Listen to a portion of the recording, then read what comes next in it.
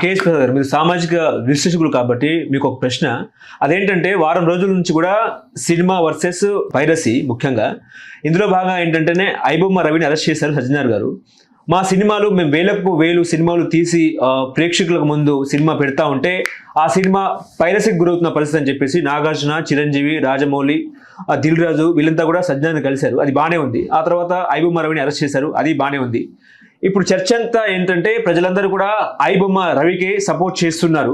అంటే మేము సినిమా థియేటర్కి వెళ్తే పాప్కార్న్ ఏమో 2000 అని చెప్పేసి సినిమా టికెట్లు కూడా 2000 అని పెంచేశారని చెప్పేసి కూడా ఇటు ప్రేక్షకులు మాట్లాడుతుంటే మా దేవుడు అని చెప్పేసి కూడా ఆయనకు సంపూర్ణంగా మద్దతు వస్తున్న క్రమంలో మీరేం చెప్తారండి దీని మీద? అంటే ఫస్ట్ ఆఫ్ ఆల్ ఇప్పుడు అన్యాయంగా డబ్బులు సంపాదించడం నేరం అంటే వీళ్ళు కూడా శిక్షదారులే, సినిమాలు కూడా మొమ్మటం లేదు. అంటే ఈ సినిమాకి ఎంత ఖర్చు పెట్టి ఉన్నది ఎక్కడ ఒరిజినల్ డిపిఆర్ ఎవరికి ఇవ్వడు. డిపిఆర్ అంటే ప్రాజెక్ట్ రిపోర్ట్.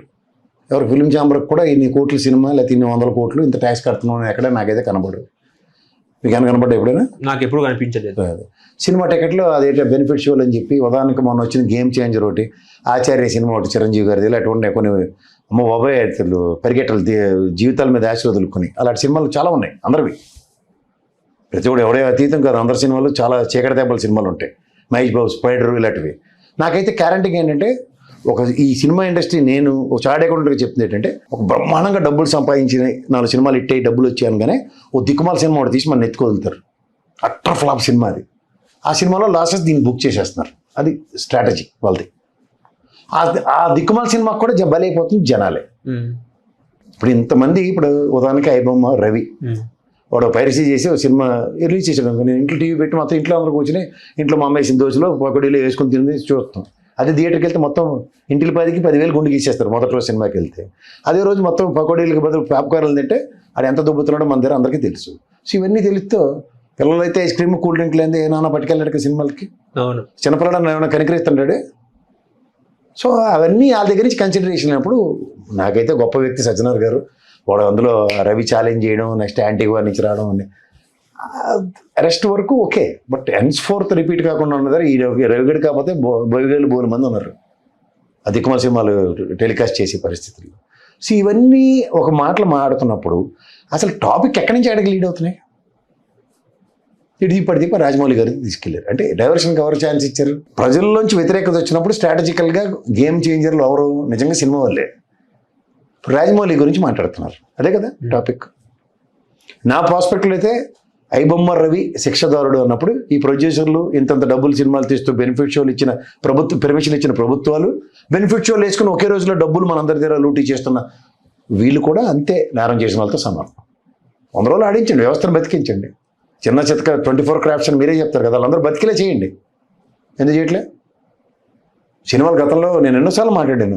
రామారావు గారు, నాగేశ్వరరావు గారు, కృష్ణ గారు, సోమబాబు గారు వీళ్ళందరికన్నా మీరు ఏమైనా తీసిమారు కానలా 3-4 ఏళ్ళకి ఒక సినిమా తీస్తున్నారు. ఎవరికి వదిలేస్తారు మీరు? నాకు అర్థం కాదు. మళ్ళీ రీరిలీజ్ డబ్బులు ఎత్తేస్తున్నారు. ఏంటది? మీరు రీరిలీజ్ చేస్తే తప్పులేదు కానీ మేము వీడియోలో VCRలో మీరే వేస్తారు కదా. సినిమా ఎత్తిపోతే 4 రోజులు తీసుకెళ్ళేది ఏంటిది? OTTలో తగలాడుతున్నారు కదా మా మొహానికి. OTTకి మాకు ఏదైతే డబ్బులు ఇచ్చుకొని కొనుక్కుంటున్నాం కదా ప్యాకేజీలు. ఏదైనా సరే సార్ ఒకటి గుర్తుంచుకోండి, ఒక తప్పు ఒక గీత అనుకుంటే దాన్ని ఇంకో గీతతో సరిదిద్దుపడుతుంది వ్యవస్థ, అంతకనే ఇంకేట్లేదు. ఇప్పుడు రాజమౌళి గారి విషయం కొద్దాం, బాగానే ఉంది, శభాష్. దేవుడి గురించి ఆయనకి నమ్మకం లేదు, ఆంజనేయుడు అంటే ఆయన హిందువులు ఊగిపోయి బాయ్కాట్ చేసేస్తాం సినిమాలు అంటే. ఇప్పుడు మా ఊరు పాండవులను సినిమా ఒకటి వచ్చింది, చిరంజీవి గారిది, మురళీమోహన్ వీళ్ళందరిది. కృష్ణరాజు గారు అందులో కృష్ణుడి పాత్ర అనుకున్నాం మనం. Interpretation, cinema is nothing but an illusion. దాంట్లో ఇంటర్ప్రిటేషన్స్ ఉంటాయి. ఇప్పుడు మొన్న RRR సినిమా వచ్చింది, RRR అని. అందులో అల్లూరి సీతారామరాజు ఇంటర్ప్రిటేషన్ ఈయన ఎవరు? రామ్ చరణ్. కొమరం భీము, అసలు నిజంగా కొమరం భీము గారు అలా ఉన్నారా? మా తెలంగాణ ముద్దుబిడ్డ ఆయన, ఉత్తరాంధ్ర ముద్దుబిడ్డ అల్లూరి సీతారామరాజు గారు. ఆయన అలాగే బ్రిటిష్ వాళ్ళతో లోపటుండి పోరాటం చేసాడు, బయట ఉండి పోరాటం చేశాడు. That is a friction. ఇప్పుడు మాయాబజార్ సినిమా ఉంటుంది, ఘటోత్కచుడు లేడు, అసలు పాత్ర క్రియేటెడ్. అది తెలుసా మీకు? కృష్ణుడు అవన్నీ సినిమా కల్పితాలు అవి. సో అవన్నీ కల్పితాలను చూసి మీకు నచ్చితే అలాగా నచ్చపోతే అలాగంటే మీరు ఒకటి గుర్తుంచుకోండి, సినిమాలు మా ఊరి పాండవులు ఆల్మోస్ట్ భారతం స్టోరీ అనుకుంటే example, when you are taken it as, ఇప్పుడు వాళ్ళ నాన్నగారు వచ్చి ఎంపీ పదవి మహాభారతం సినిమా తీస్తానంటే కొట్టించాడు ఆయన జాక్పట్టు. ఎవరు? విజేంద్ర ప్రసాద్ గారు. సరే, సంతోషం. ఇప్పుడు నాకు మహాభారతం అన్నది మా ఊరు పాండవులు ఇన్స్పిరేషన్తో నేను తీయడానికి నేను స్ఫూర్తించుకున్నాను అని రాజమౌళి ప్రాస్పెక్ట్లో మాట్లాడడం తప్పని ఎలా అవుతుంది? ఎందుకు చెప్తున్నానంటే, ఇప్పుడు ఉదాహరణకి భారతం అంటే నాకు తెలిసి అప్పుడు మనం చూసేది ఏంటి?